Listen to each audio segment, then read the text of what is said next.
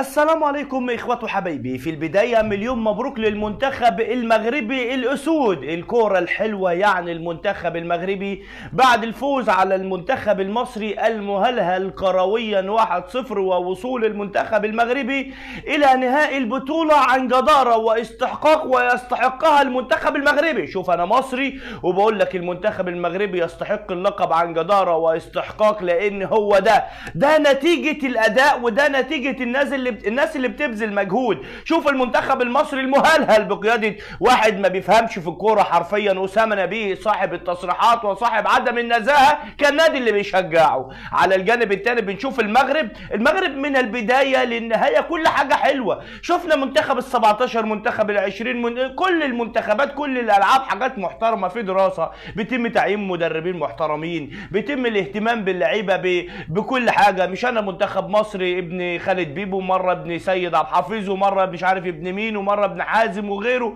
واللعيبه المصريه تلاقي يعني نص ملعب المنتخب المصري سفاجه وكباكه وزعلوك ومحلوق. ايه الاسماء دي يا جماعه؟ دي اسماء الناس قاعده تحت الكوبري مش بتلعب كوره يا جماعه. اللي يجي يتفرج دلوقتي انا بقول شعار مهم جدا، احنا بقينا نتعلم من المغرب. شوف المغرب نجحت ازاي ويلا ننجح زيها. منتخب ال17 يكسب اي منتخب دلوقتي، منتخب ال20 مرعب حرفيا. لعيبه النهارده طول المباراه طول ال90 دقيقة زنقين المنتخب المصري قدام جونهم 13 15 تسديدة واحدة من المنتخب المصري.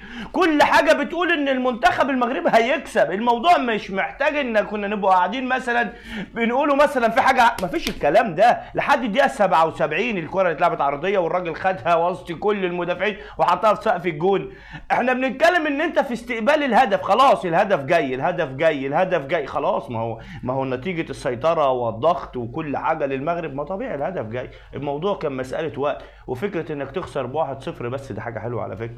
هتقول لي انت بتقول ايه؟ بقول لك اقسم بالله الخساره ب1-0 بس قدام المغرب حاجه كويسه. ده مره المنتخب مش عارف اللي خسر 6 والتاني خسران كام، وفي افريقيا اللي فاتت مش عارف ايه. يا جماعه هو الناس ما بتتعلمش؟ الناس هتتعلم امتى؟ الناس هتهتم بالمنتخبات دي امتى؟ ويجي الناس بتعتمد على اللعيبه اللي بتكسر الدنيا في انديه كبيره وشكرا على كده.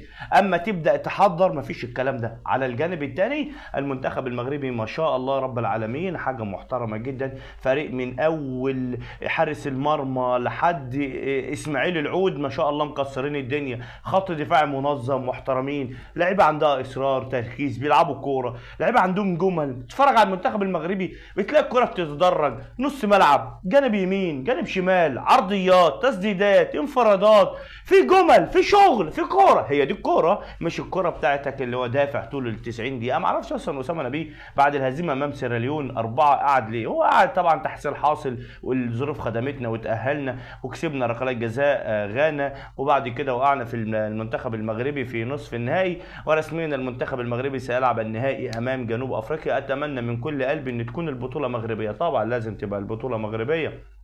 مباراة النهائي يوم 18 امام جنوب افريقيا اللي كسبت نيجيريا.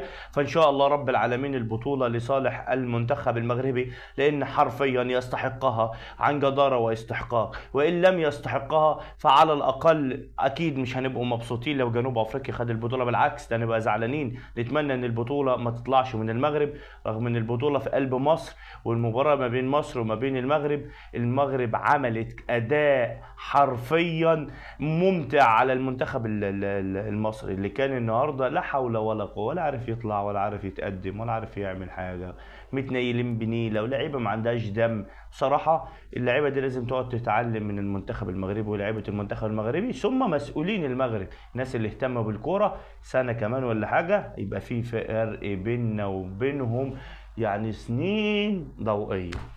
مليون مبروك لاسود الاطلس ديما مغرب. اخواته حبايبي، سلام.